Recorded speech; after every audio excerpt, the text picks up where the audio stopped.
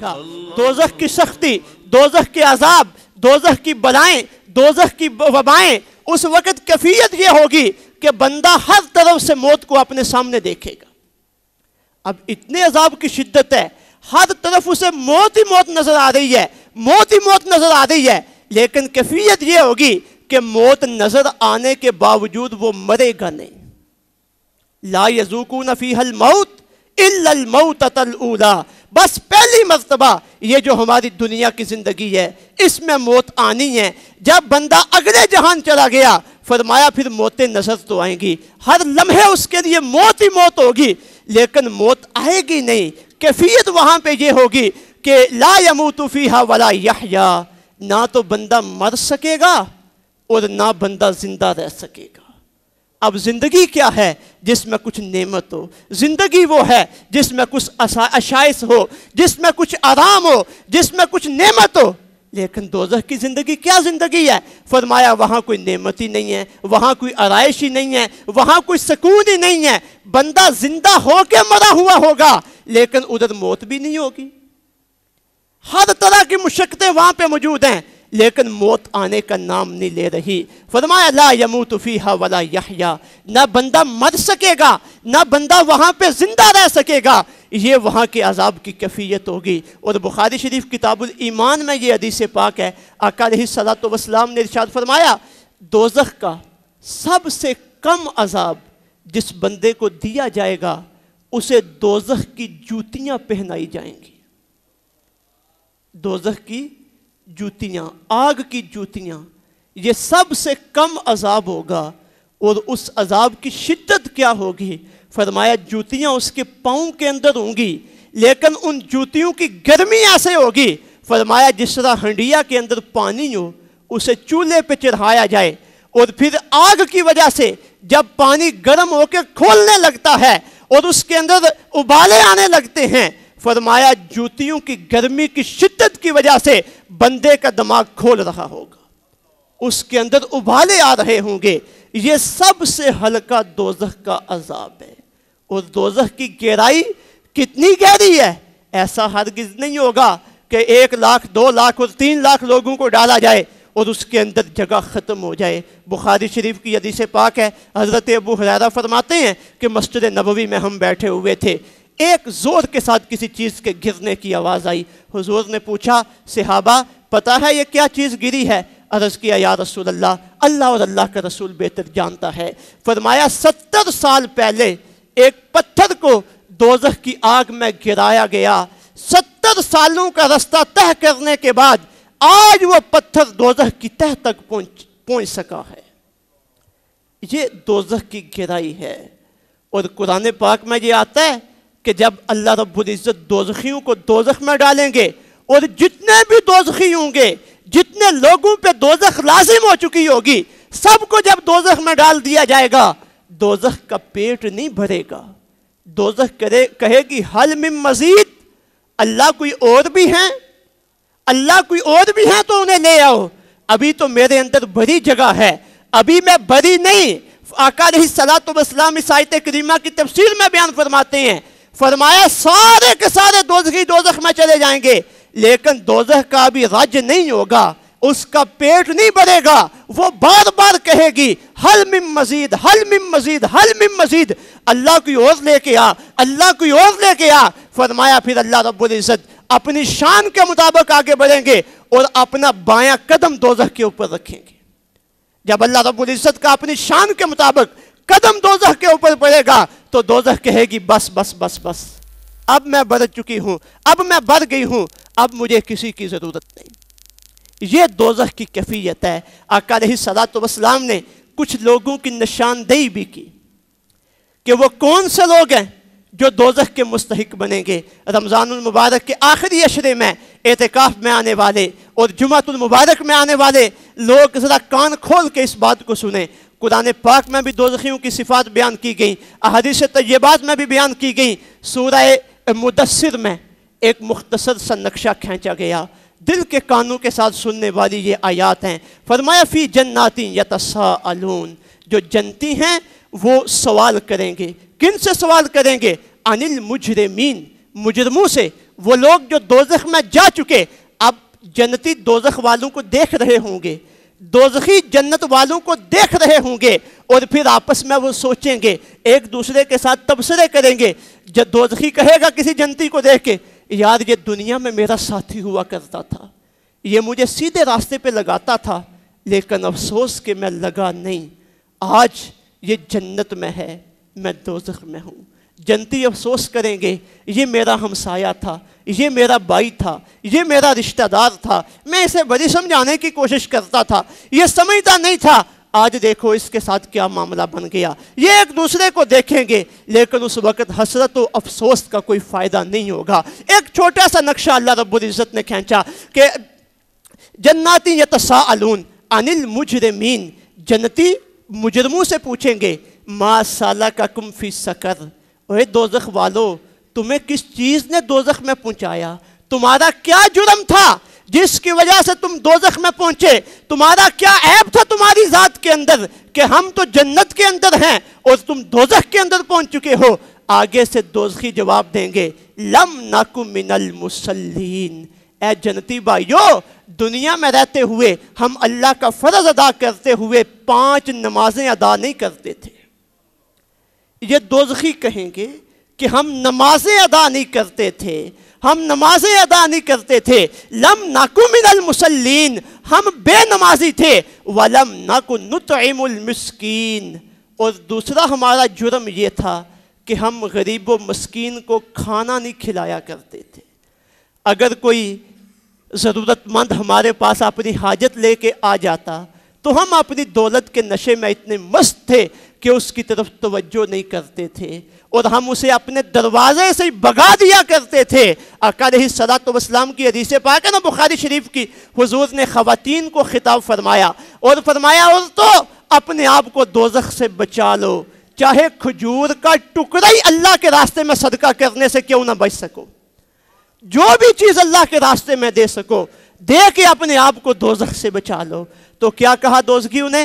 ہمارے 2 جرم تھے، ایک جرم یہ تھا کہ ہم نماز نہیں پڑھتے تھے، دوسرا جرم یہ تھا کہ ہم صدقہ نہیں دیتے تھے، اور آگے فرمایا صرف صدقہ ہی نہیں دیتے تھے، چلو اپنے پاس کچھ نہیں تھا، اتنا تو بندہ کر سکتا ہے نا، کسی مالدار کے پاس چلا جائے اور اسے جا کے کہے بھائی فلاں غریب آدمی ہے، اس کی بیٹیاں ابھی ان کی شادی ہونے والی ہے لیکن اس کے پاس مال نہیں کہ اپنی بیٹیوں کے ہاتھ پیلے کر سکے، تو تھوڑا سا اس کے ساتھ تعاون کر دے، فلاں کے گھر میں کھانے کے لیے کچھ نہیں، 2 ٹائم کا راشن اسے دے دے، فلاں کے لیے رہنے کے لیے مکان نہیں، کوئی اس کے ساتھ تعاون کر دے۔ دوزخی کہیں گے ہمارے پاس تو کچھ نہیں تھا لیکن یہ کام ہم کر سکتے تھے، دوسرے سے تعاون کروا سکتے تھے، لیکن ہم نے تعاون بھی نہیں کروایا، ہم نے تعاون بھی نہیں کروایا، نہ اپنی جیب سے دیا، نہ کسی کو کہا کہ بھائی ضرورت مند کو دے دے۔ یہ نقشہ ہے جو جنتیوں اور دوزخیوں کا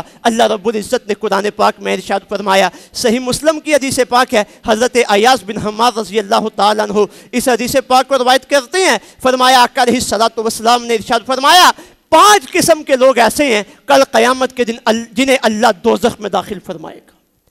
5 قسم کے لوگوں کو اپنے ہاتھوں کی انگلیوں پہ گن لیں اور کوشش کریں کہ ہمارا شمار ان میں سے کسی کے اندر نہ ہو۔ آقا علیہ الصلوۃ والسلام ان 5 لوگوں کی نشاندہی کرتے ہیں، فرمایا سب سے پہلا وہ جو خود تو جاہل ہے اور پھر جہالت کی انتہا پہ پہنچ گیا کہ علم حاصل نہیں کرتا، سیکھتا نہیں، سیکھنے کے موقع بھی ملے، اللہ نے مہلت بھی دی، وقت بھی دیا، زندگی بھی عطا کی، وسائل بھی دیے، موقع بھی دیا، لیکن وہ سیکھتا نہیں اور جہالت کے باوجود وہ لکیر کا فقیر بنا ہوا ہے، جدھر کوئی چلاتا ہے ادھر چلا جاتا ہے، کوئی حرام کی طرف لگائے حرام کی طرف لگ گیا، حلال کی طرف لگائے حلال کی طرف لگ گیا۔ فرمایا یہ جو لکیر کا فقیر ہے اب اسی جہالت کی وجہ سے اس نے بے شمار غلط کام کیے، اللہ کو ناراض کیا، اللہ کی ناراضگی والے معاملات کیے۔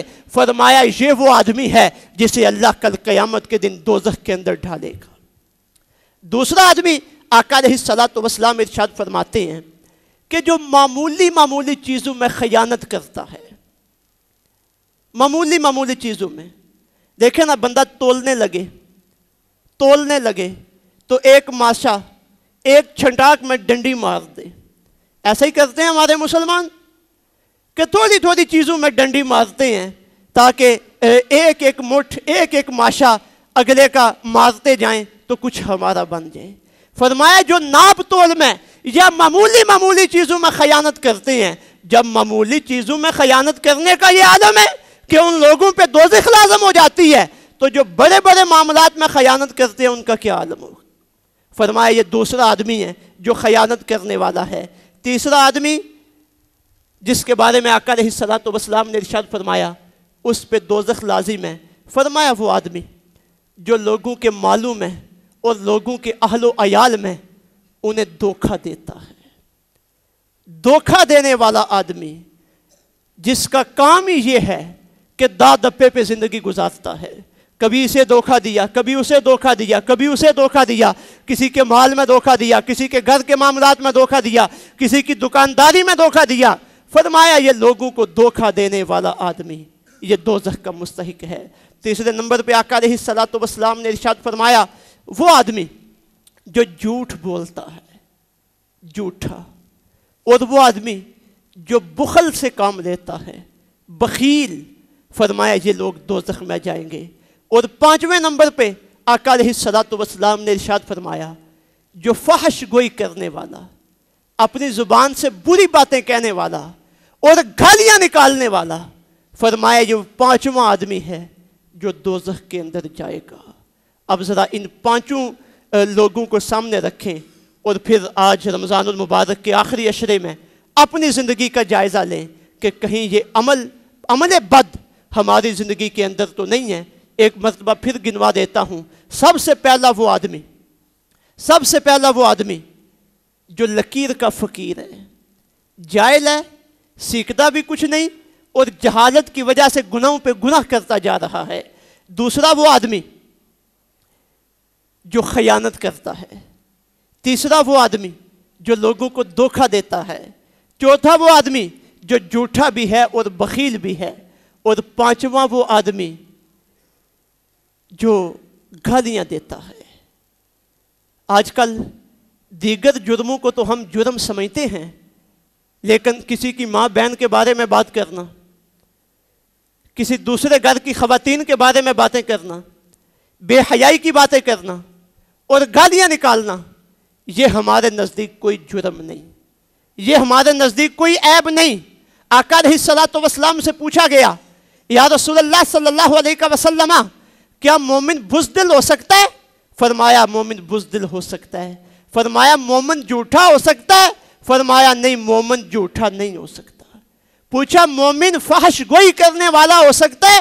فرمایا نہیں، مومن فحش گوئی کرنے والا نہیں ہو سکتا، کیونکہ فحش گوئی کرنا یہ بے حیائی کی علامت ہے، اور جس جگہ پہ بے حیائی آتی ہے وہاں سے ایمان رخصت ہو جاتا ہے. یا حیا ہوگی، بے حیائی ہوگی، یا ایمان ہوگا. اگر کسی بندے کے اندر آپ دیکھیں کہ حیا ہے تو سمجھ لیں یہ بندہ ایمان والا ہے. اس پہ اللہ رب العزت نے کرم نوازی کی ہوئی ہے. میرے بھائیوں، یہ دوزخ کا تذکرہ اس لیے نہیں کیا گیا کہ آپ کو ڈرایا جائے، بلکہ اس لیے کیا گیا کہ اللہ رب العزت نے قرآن پاک میں اور آقا علیہ الصلوۃ والسلام نے احادیث طیبات میں جو ہماری نصیحت کے لیے باتیں بیان کی، وہ باتیں آپ لوگوں کے سامنے رکھی جائیں تاکہ اس عشرے میں ہمارے اندر کوئی جذبہ پیدا ہو کہ کوئی ایسا عمل کر لے کہ اللہ رب العزت دوزخ کی عذاب آگ سے ہمیں چھٹکارا عطا فرما دے. ہمارے بزرگوں کا یہ طریقہ کار تھا کہ جب وہ اس طرح کی باتیں سنتے تو بار بار باتیں سنتے اور اپنے آپ پہ رونے کی کیفیت طاری کرتے، توبہ کی کیفیت طاری کرتے. حضرت زرارہ بن اوفا آپ نماز پڑھ رہے تھے، حالت نماز میں آپ نے سورہ مدثر کی آیات تلاوت کی کہ اس میں قیامت کا تذکرہ تھا. فَإِذَا نُقِرَ فِي النَّاقُورِ ذَلِكَ يَوْمَئِذٍ يَوْمٌ عَسِيرٌ عَلَى الْكَافِرِينَ غَيْرَ يَسِيرٌ کہ جب یہ تذکرہ آیا کہ جب پھونک مار دی جائے گی، جب سور میں پھونک مار دی جائے گی، وہ دن بڑا سخت دن ہوگا، کافروں پہ بڑا سخت ہوگا، کسی پہ نرمی نہیں کی جائے گی. زرارہ بن اوفا نے جب یہ آیات تلاوت کی ایسی کیفیت طاری ہوئی، روتے رہے، روتے روتے غش کھا کے گر گئے، روح کف سے انصری سے پرواز کر کے. راوی کہتا ہے کہ ہم آگے بڑھے اور آگے بڑھ کے ہم نے ان کی لاش کو اٹھایا اور ان کے گھر پہنچایا۔ آخری عشرہ ہے، آخری عشرے کے شب و روز میں آخری عشرے درود شریف پڑھیں، الصلاۃ والسلام علیک یا رسول اللہ، درود شریف الصلاۃ والسلام علیک یا رسول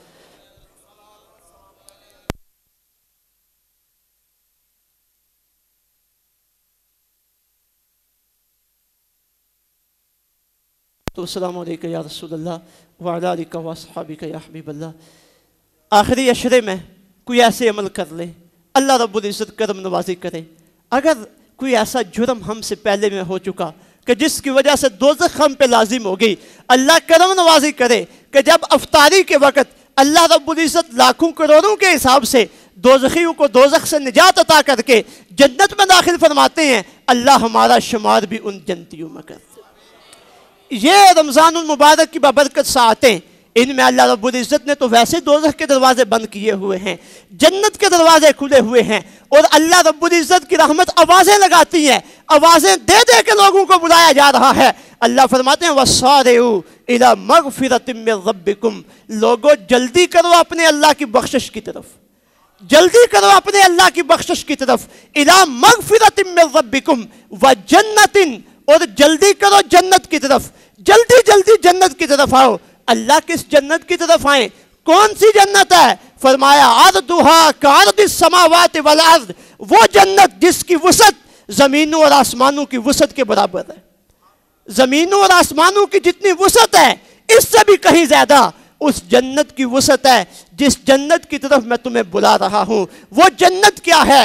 جس دوزخ سے چھٹکارا حاصل کر کے ہم نے جس جنت کی طرف جانا ہے۔ اللہ رب العزت نے قرآن پاک میں اس جنت کی صفت بیان کی اور جنتیوں کا جنت میں جانے کا انداز بیان کیا۔ سورہ زمر ہے، اللہ رب العزت ارشاد فرماتے ہیں وَسِيقَ الَّذِينَ اتَّقَوْا رَبَّهُمْ إِلَى الْجَنَّةِ زُمَرًا، فرمایا وہ لوگ جو اپنے رب سے ڈرتے رہے اور جنہوں نے تقوی و پرہیزگاری اختیار کی، فرمایا وہ گروہوں کی شکل میں جنت کی طرف جائیں گے۔ کس شکل میں جنت کی طرف جائیں گے؟ جی بولے نا، کس شکل میں؟ کس شکل میں؟ گروہوں کی شکل میں، یعنی مختلف ان کی ٹولیاں ہوں گی، مختلف گروپ ہوں گے، گروہوں کی شکل میں جنت میں جائیں گے۔ کون؟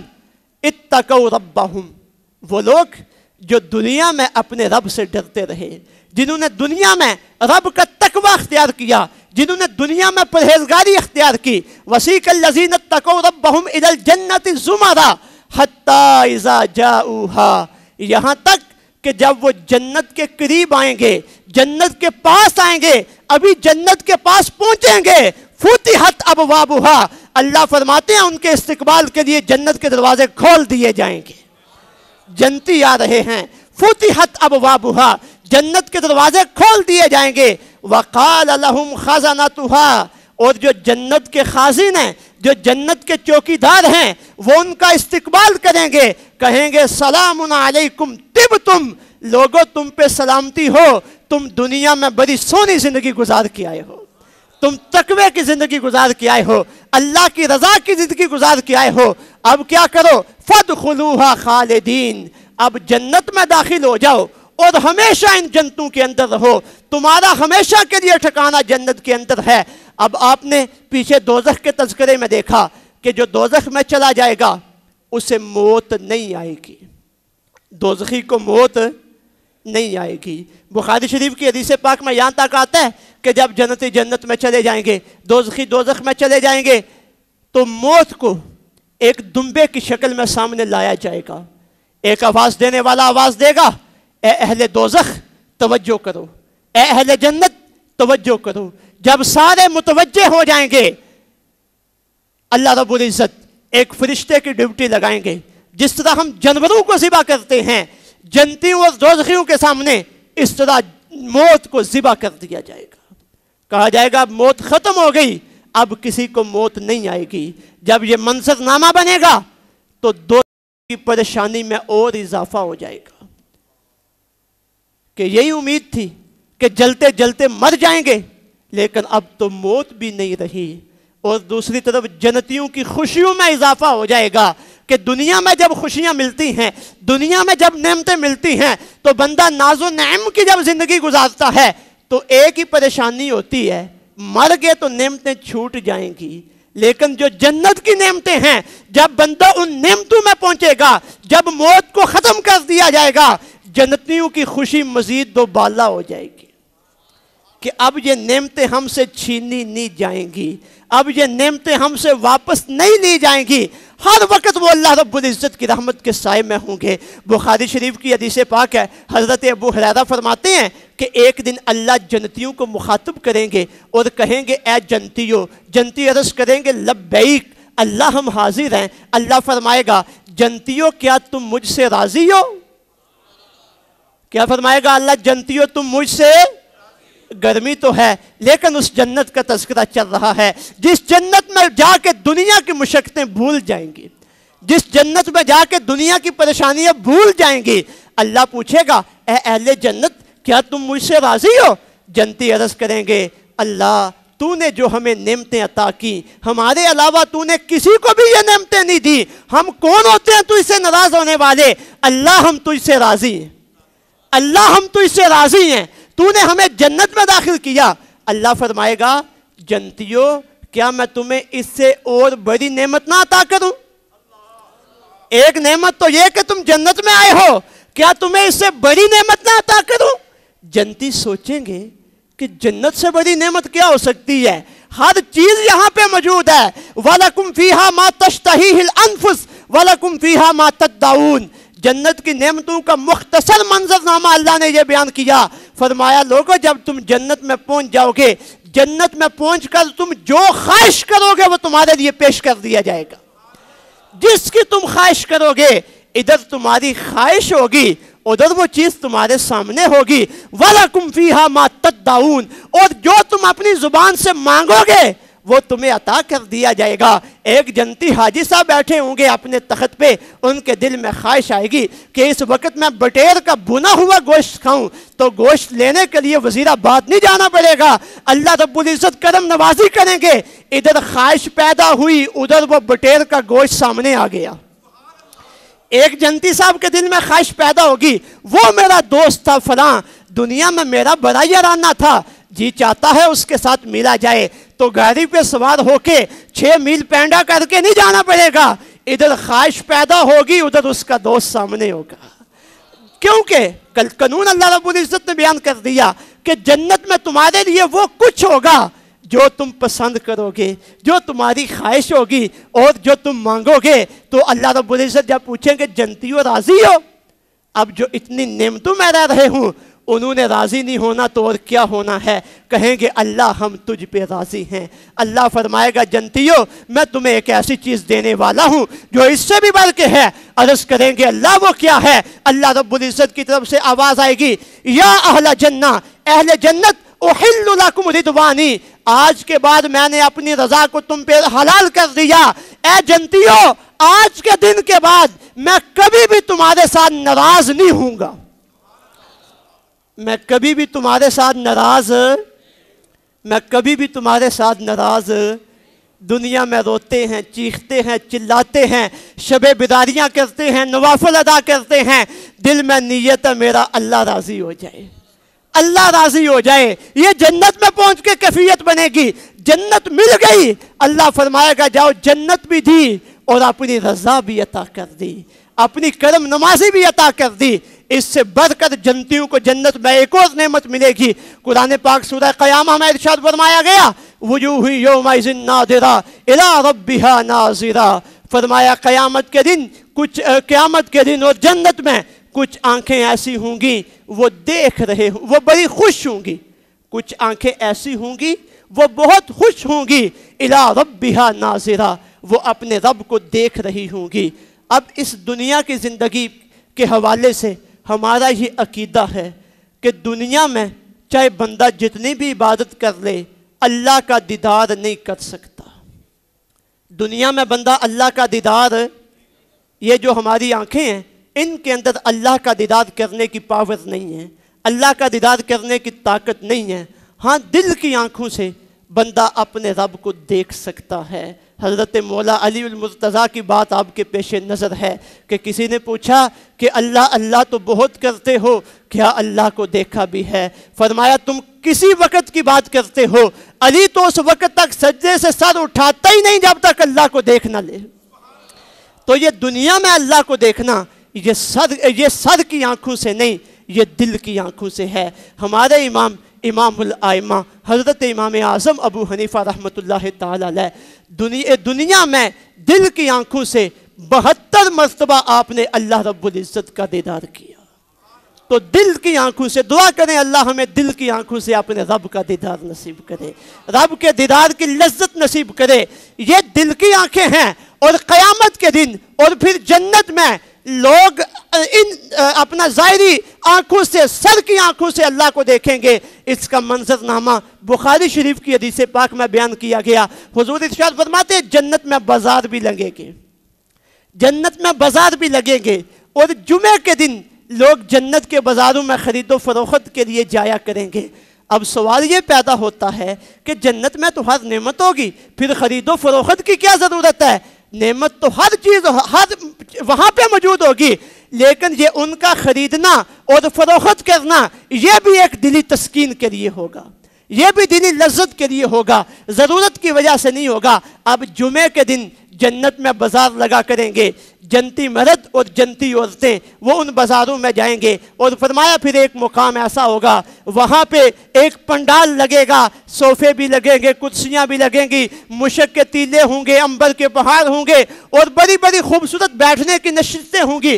وہاں حسب موقع لوگ بیٹھیں گے، حسب مرتبہ لوگ بیٹھیں گے، کسی کا چھوٹا مقام وہ نیچے بیٹھا، بڑا مقام وہ اوپر بیٹھا، جتنا جس کا مقام ہے ان نشستوں کے اوپر بیٹھ جائیں گے۔ جب وہ بیٹھے ہوں گے جمعے کا دن ہوگا، اور ہر جمعے کے دن یہ منظر نامہ بنے گا۔ اللہ رب العزت کرم نوازی فرمائیں گے، اپنی تجلی کا نزول فرمائیں گے، اور اللہ فرمائیں گے اے جنتیوں میں تمہارا رب ہوں، میرا دیدار کر لو۔ دنیا میں راتیں جاگی، شب بیداریاں کی، ذکر کیے، عبادتیں کی، اللہ کا کرم مل جائے۔ یہ کیسی جنت ہے، یہ کتنی کرم نوازی کا مقام ہے کہ ہر جمعے کے دن جنتی اللہ کے دیدار سے شاد کام ہو رہے ہیں، ہر جمعے کے دن جنتی اللہ کے دیدار کی لذت اٹھا رہے ہیں۔ صحابہ عرض کرنے لگے یا رسول اللہ، وہ اللہ، ہم بندے، ہم اللہ کو کیسے دیکھیں گے؟ ہمارے اندر یہ کہاں سے سکت آئے گی کہ اللہ کو دیکھ سکیں؟ حضور نے مثال کے ذریعے سمجھایا، فرمایا لوگوں 14ویں رات کا چاند پورے جوبن پہ ہو، کیا تم 14ویں رات کے چاند کو دیکھتے ہو؟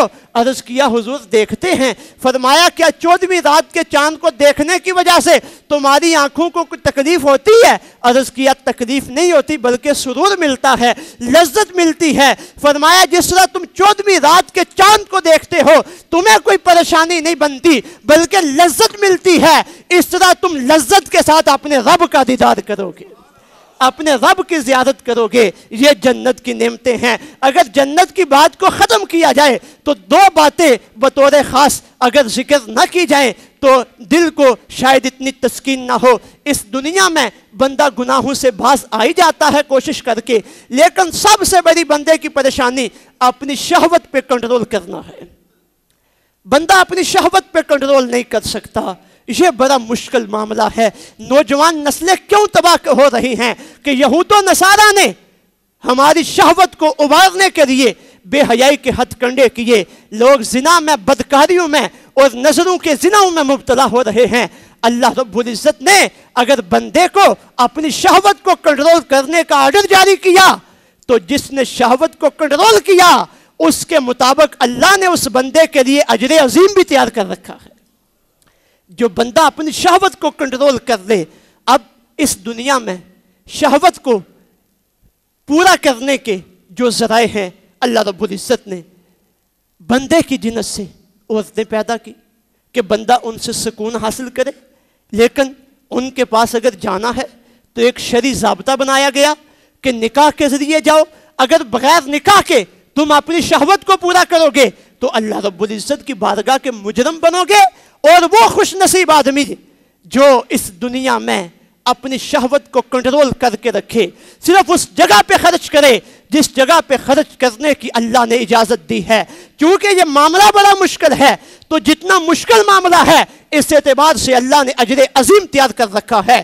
بہت سارے قرآن پاک کے مقامات ہیں جن پہ اللہ رب العزت نے ایسے لوگوں کے اپنا اجر کا ذکر کیا، لیکن میں یہاں صرف 2 مقامات، ایک سورہ واقعہ کا مقام ہے اور ایک سورہ یاسین کا مقام ہے، یہ 2 مقام میں آپ کے سامنے ذکر کر رہا ہوں. اللہ رب العزت نے ان لوگوں کے لیے جو دنیا میں شہوت کو کنٹرول کر کے رکھتے ہیں ان کے لیے اللہ رب العزت نے ارشاد فرمایا جب وہ اللہ میں جائیں گے، جب جنت میں ان کا معاملہ بنے گا تو فرمایا جنت میں جائیں گے، ابھی گرائی نہیں کرنی، ابھی بیٹھ جائیں. اللہ رب العزت نے ان لوگوں کے لیے فرمایا کہ جب وہ جنت میں جائیں گے تو چونکہ دنیا میں انہوں نے اپنی شہوت کو کنٹرول کر کے رکھا، دنیا میں انہوں نے اپنے رب کی رضا کے لیے اپنے نفس پہ کنٹرول کیا، تو دنیا کی عورتیں تو دنیا کی عورتیں رہی. اللہ رب العزت نے ان کے لیے جنت میں جو حوریں ان کے لیے پیدا کر کے رکھی ہیں، ان کا حسن و جمال، ان کی خوبصورتی اور ان کے ناز و نعم اللہ رب العزت نے جو قرآن پاک میں ذکر کیے. سورہ واقعہ میں ارشاد فرمایا انا انشأناہن انشاء. یہ جو شہوت کو کنٹرول کرنے والے ہیں بڑی توجہ کے ساتھ اس بات کو سنیں. فرمایا اللہ نے ہم نے ان کے لیے حوریں تیار کر کے رکھی ہیں، حوریں پیدا کر کے رکھی ہیں اور بڑی خصوصیت کے ساتھ پیدا کی ہیں. اور ہے کیا؟ فجعلناہن ابکارا. ہم نے انہیں کنواریاں پیدا کیا، عرباً اترابا. اور ان عورتوں کی خصوصیت یہ ہے کہ اپنے خامد کے ساتھ ٹوٹ کے محبت کرنے والی ہیں. عورت جتنا اپنے خامد کے ساتھ محبت کرے خامد کو پسند آتی ہے، خامد کے لیے تسکین دل کا سبب ہوتی ہے. اللہ فرماتے ہیں جو جنتی حوریں ہیں ان کی ایک پہچان یہ ہے عروبا، اپنے خامد کے ساتھ ٹوٹ کے محبت کرنے والی ہیں، اور اترابا ہم عمر ہیں. جتنی عمر خامد کی ہوگی اتنی عمر اس کی بیوی حور کی ہوگی. اور سورہ رحمان میں اللہ رب العزت نے ارشاد فرمایا کہ وہ جنتی عورتیں فیہن قاصرات الطرف، جنتی عورتوں کی خصوصیت یہ ہوگی کہ وہ نیچی نگاہوں والی ہوں گی.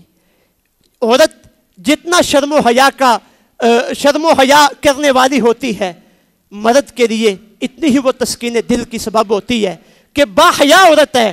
فرمایا جنتی عورتوں کی نشانی یہ ہے قاصرات الطرف، ان کی نگاہیں نیچی ہیں، وہ اپنی نگاہیں اوپر نہیں اٹھاتی، ان کی نگاہیں صرف اپنے خامد کے لیے اٹھتی ہیں. آگے فرمایا لم یطمثہن انس قبلہم ولا جان. جب جنتی کے حوالے کی جائیں گی اور اس وقت ان کی خصوصیت یہ ہوگی کہ جنتی کے ہاتھ لگانے سے پہلے نہ تو انہیں کسی انسان نے ہاتھ لگایا ہوگا نہ کسی جن نے ہاتھ لگایا ہوگا.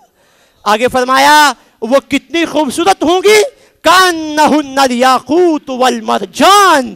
ایسے محسوس ہوگا یہ یاقوت کے موتی ہیں، یہ مرجان کے موتی ہیں.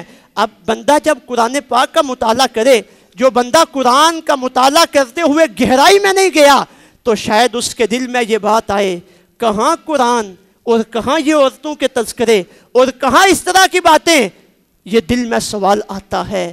میرے بھائیوں اس سوال کا جواب یہی ہے کہ شہوت پہ کنٹرول کرنا یہ کوئی آسان بات نہیں ہے.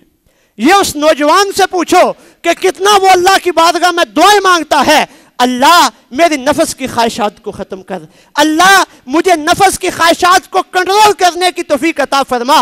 جدھر جاتا ہے آگے شیطان کے پھندے موجود ہیں، جی چاہتا ہے یہ کام کر لوں، یہ کام کر لوں، یہ کام کر لوں، لیکن جب رکا رہتا ہے تو دنیا میں اس نے لذت کی چیزوں کے پاس جانے سے اپنے آپ کو روکے رکھا.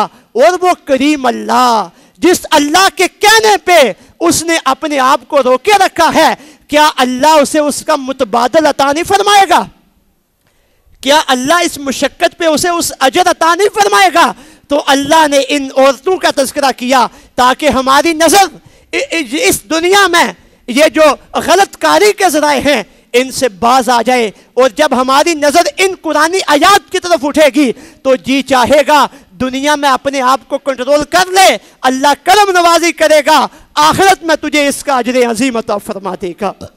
یہ ایک حوالے سے تذکرہ ہے. اور جنت کی نعمتوں کے حوالے سے آخری بات اس انداز میں بیان کی جا سکتی ہے. صحیح بخاری کی حدیث پاک ہے، آقا علیہ الصلوۃ والسلام نے اس آدمی کا تذکرہ کیا جو آدمی سب سے آخر میں جنت میں جائے گا، سب سے آخر میں۔ اس بندے کا تعلق اس قوم سے ہوگا جس قوم کا نام ہوگا جہنمیون، جہنمی لوگ۔ اب ہوگا یہ کہ دنیا میں اپنے گناہوں کی وجہ سے، دنیا میں جو انہوں نے غلط کام کیے ان کی وجہ سے ان پہ دوزخ لازم ہو چکی ہوگی، لیکن ان کے دل کے اندر ایمان بھی موجود ہوگا۔ اللہ دوزخ کے اندر انہیں داخل کر دیں گے۔ اب جتنی ان کی سزا ہوگی وہ سزا برداشت کریں گے۔ جب سزا ختم ہو جائے گی انہیں باہر نکالا جائے گا۔ آقا علیہ الصلوۃ والسلام ارشاد فرماتے ہیں جب انہیں باہر نکالا جائے گا تو ان کی کیفیت یہ بن چکی ہوگی کہ وہ جل کے کوئلے بن چکے ہوں گے، جل کے کوئلے بن چکے ہوں گے۔ جنت سے نکالا جائے گا اور انہیں جنت کی دیوار کے نیچے پھینک دیا جائے گا۔ اب جنتی جنت کا پانی استعمال کریں گے تو اپنا بچا کھچا پانی دیواروں کے اوپر سے ان لوگوں پر گرائیں گے۔ جب وہ جنتی پانی ان کے اوپر گرے گا نا تو جس طرح زمین سے جڑی بوٹیاں اگتی ہیں، سرکار ارشاد فرماتے ہیں ان کوئلوں کے اندر سے اس طرح انسان اگنا شروع ہو جائیں گے، حتیٰ کہ وہ پورے انسان بن جائیں گے۔ انہیں اللہ جنت میں داخل کرے گا۔ اب چونکہ وہ جنت دوزخ سے ہو کے جنت میں گئے ہیں، اب جنتی تو پہچانتے ہوں گے کہ یہ اپنی سزا بھگت کے آئے ہیں، تو جنتی ان کا نام رکھیں گے جہنمی، پہچان کے لیے کہ یہ وہ لوگ ہیں جو جہنم سے ہو کے آئے ہیں۔ اب اسی برادری کا ایک آدمی جو سب سے آخر میں دوزخ میں جائے گا، اس کا اور اللہ کا مکالمہ ہوگا، اللہ اس کے درمیان گفتگو ہوگی۔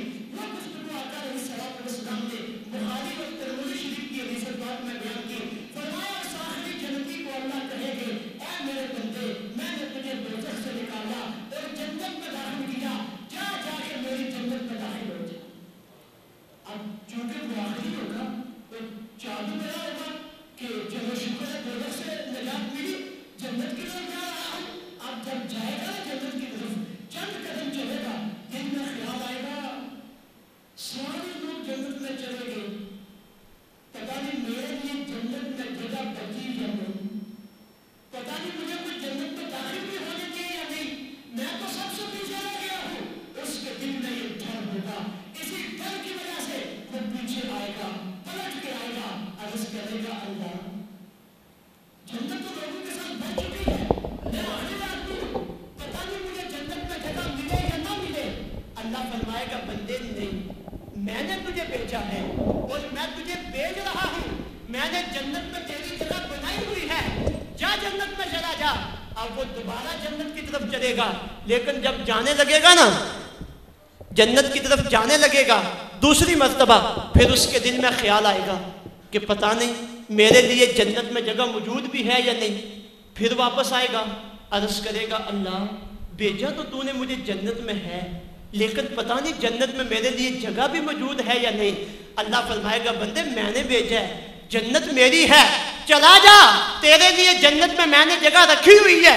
اب وہ تیسری مرتبہ جب جانے لگے گا، دوسری مرتبہ جانے لگے گا، چند قدم چلے گا، پھر خیال آئے گا کہ آخری آدمی ہوں، پتہ نہیں کوئی جنت میں جانے دے یا نہ جانے دے۔ پھر واپس آئے گا، کہے گا اللہ تو بھی میرے ساتھ مذاق کرتا ہے، اکیلا رہ گیا ہوں، پتہ نہیں جنت میں جگہ ہے یا نہیں، اور تو بار بار کہہ رہا ہے چلا جا جنت میں۔ آقا علیہ الصلوۃ والسلام ارشاد فرماتے ہیں جب وہ بندہ یہ جملہ کہے گا، اللہ فرمائے گا بندے میں تجھے جنت میں بھیج رہا ہوں، میرا آرڈر ہے، جنت میری ہے، چلا جا جنت میں نے تیرے لیے جنت میں تھوڑی سی جگہ نہیں رکھی، بلکہ دنیا میں زمین میں جتنی جگہ تھی اس جگہ سے 10 گنا زیادہ جگہ میں نے جنت میں تجھے عطا فرمائی ہے۔ کتنی جگہ؟ 10 گنا زیادہ جگہ اس بندے کے لیے جو بندہ سب سے آخر میں جنت میں گیا، تو جو سب سے پہلے جنت میں جائے گا اس کے مقام و مرتبے کا کیا عالم ہوگا۔ یہ وہ آدمی ہے جو دوزخ سے نکل کے جا رہا ہے، یہ وہ جنت ہے۔ اللہ رب العزت نے ارشاد فرمایا لا یسمعون فیہا لغوا ولا تأثیما، وہاں نہ تو وہ کوئی لغو بات سنیں گے نہ وہ گناہ کی بات سنیں گے، الا قیلا سلاما سلاما، ہر طرف سے سلام کی آواز آئے گی، ہر طرف سے سلامتی کی آواز آئے گی۔ یہ جنت کا تذکرہ تھا۔ جنت کا تذکرہ کرنے کا مقصد یہ ہے ہمارے دلوں کے اندر شوق پیدا ہو، ہمارے دلوں کے اندر ولولہ پیدا ہو کہ ہم بھی اس جنت کی طرف جائیں۔ اللہ رب العزت بار بار ارشاد فرماتے ہیں سابقوا الی مغفرۃ من ربکم وجنۃ عرضھا کعرض السماوات والارض، آؤ میری جنت کی طرف، آؤ میری جنت کی طرف۔ اب آخر میں انتہائی مختصر وقت میں دو تین ایسی باتیں میں آپ کو بتانے لگا ہوں کہ وہ کام اگر بندہ کرے تو بندہ جنت کا مستحق بن جاتا ہے۔ اگر آپ کی توجہ پیش نظر رہی تو یہ کام آپ کے لیے زندگی کا سرمایہ بن جائیں گے۔ عبادت کے حوالے سے تو بڑی باتیں ہم نے سنی، اعتکاف والے صبح شام سنتے رہتے ہیں، اور آپ جہاں جہاں نماز جمعہ ادا کرتے ہیں وہاں بھی یہ باتیں ہوتی رہتی ہیں، لیکن میں عبادت سے ہٹ کر معاملات کی طرف آتا ہوں اور انہی پہ اپنی گفتگو کو ختم کرتا ہوں۔ صحیح بخاری کی حدیث پاک ہے، حضور رحمت دو عالم صلی اللہ علیہ وسلم نے ارشاد فرمایا پچھلی قوموں کا ایک آدمی تھا، وہ آدمی تاجر تھا، لوگ اس کے پاس آ کے کوئی سودا سلب سامان خریدتے۔ اس کی ایک اچھی عادت تھی کہ اگر اس کے پاس کوئی نادار لاچار آدمی آتا تو وہ اس آدمی کے ساتھ تعاون کرتا، اگر اس کے پاس وقتی طور پہ پیسے نہ ہوتے تو اسے قرضے پہ مال دے دیتا، اور پھر جب قرضہ واپس لینے کا معاملہ آتا تو اگر قرض دینے والے کے پاس پیسے نہ ہوتے تو اسے قرض معاف کر دیتا۔ حضور ارشاد فرماتے ہیں جب وہ فوت ہو گیا، اس کا آخری وقت آیا تو اس کے جو اعمال تھے وہ دوزخ کے قابل تھے۔ جب اس کے اعمال اللہ رب العزت کی بارگاہ میں پیش ہوئے تو اللہ رب العزت نے ارشاد فرمایا کہ یہ بندہ میرے بندوں پہ رحم کرتا تھا تو میرا زیادہ حق ہے کہ میں اس پہ رحم کروں۔ فرشتوں، یہ میرے بندوں پہ کرم نوازی کرتا تھا، میرا زیادہ حق ہے کہ میں اس پہ کرم نوازی کروں۔ اس کے اعمال دوزخ کے قابل ہیں، جنت کے قابل تو نہیں، لیکن میں اس پہ کرم نوازی کرتا ہوں۔ اس کے اعمال کو نہ دیکھو بلکہ اس کی میرے بندوں پہ کرم نوازی کو دیکھو اور اسے جنت میں داخل فرما دو۔